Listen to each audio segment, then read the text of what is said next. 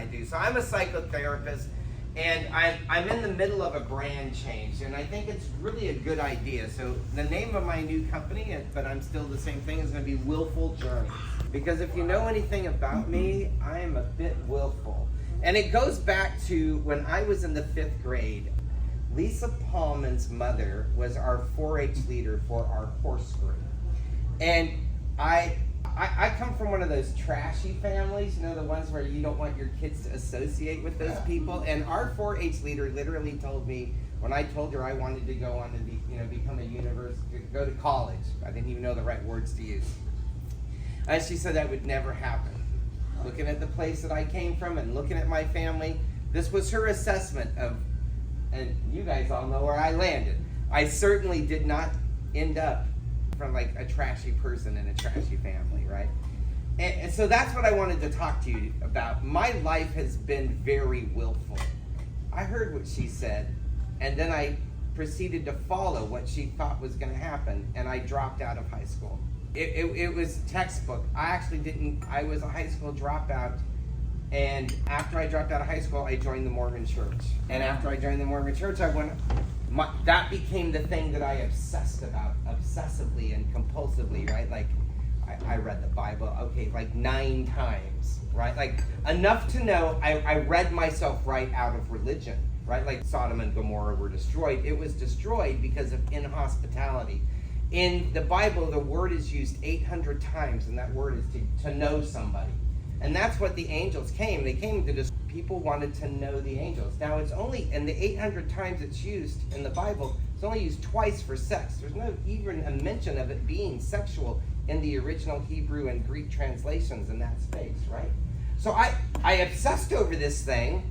I was like, well, why am I beating myself up because I'm gay if, like, even the stories, the way we understand them, are wrong? And so that was a piece of willfulness that made me step outside of my religion and outside of my existence. And actually, it was the beginning of me stepping into who I become as an adult. And that has been the process of all the things that I've done as a professional, is I lead my life in a way that's kind of against the grain. Like, I don't dress the way people want me to dress. I don't talk about the things people want me to talk about. And I don't think it's necessary.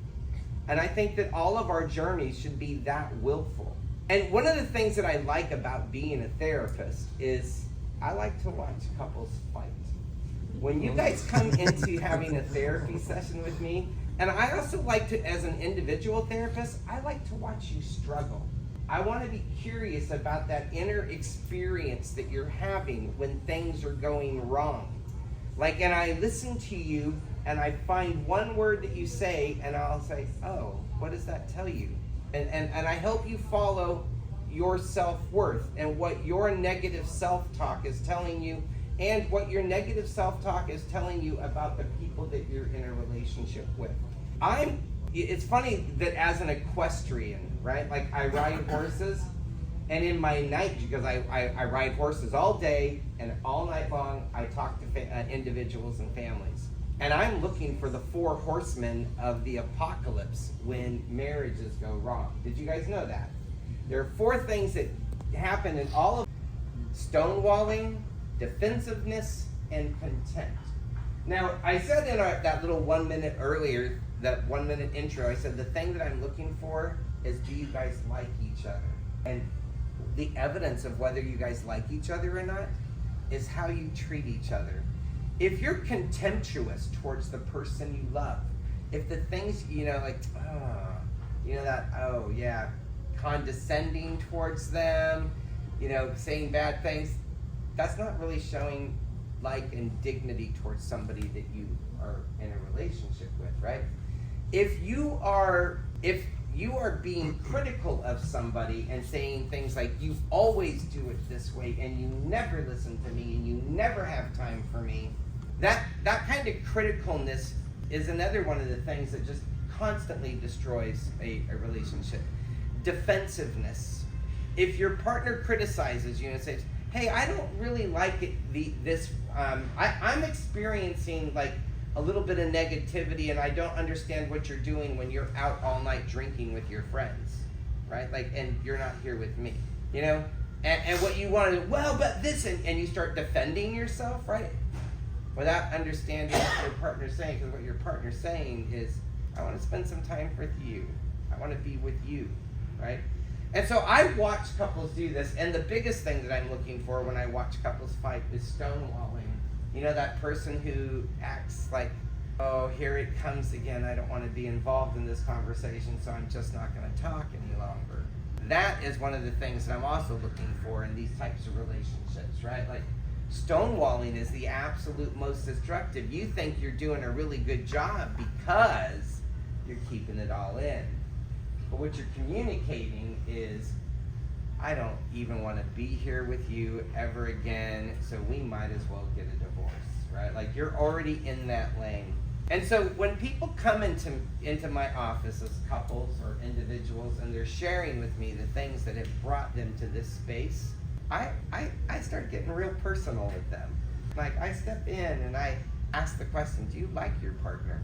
What I've noticed is it doesn't come down to love. And I can have hot sex with the person.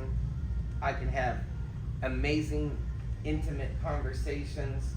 And then for some reason, it shifts in my mind and it's not enjoyable anymore. And I have to take responsibility for that. If I don't like what's happening in the relationship, I need to address it with the person that I'm in the relationship with. And sometimes we don't have the language to do that. And we need to learn how to use I messages. Like, if somebody is criticizing you, right? Or if you're the critical person in the relationship, instead of saying you, I'm going to teach you how to say I. If you are experiencing defensiveness, somebody's coming at you with their criticisms, and all you want to say is, but, you're not seeing me, you're missing a huge opportunity to explore the experience that they're having and say, oh, if you're being defensive, you should say, I'm defending myself. What part of this is true, right? Like, oh, like in every situation, part of what you're being criticized about, you're going to realize there's a part of that that's true. And for stonewalling, if you're stonewalling, man, you need to open your mouth up and start talking about your experience, right? Like, and some people just don't know. I was in a session with a couple last night, and I just get people to talk. That's all I want you to do is talk.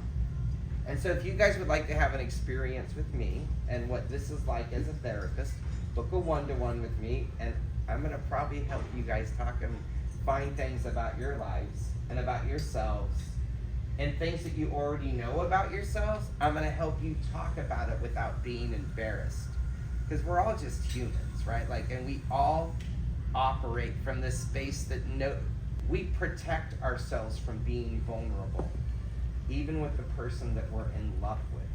It's like if we tell them the truth about ourselves, then they're not, that negative self-talk starts coming back in. So I'm going to help you either as an individual, I'm going to help you, or in a couple's relationship, I'm going to help you find these things.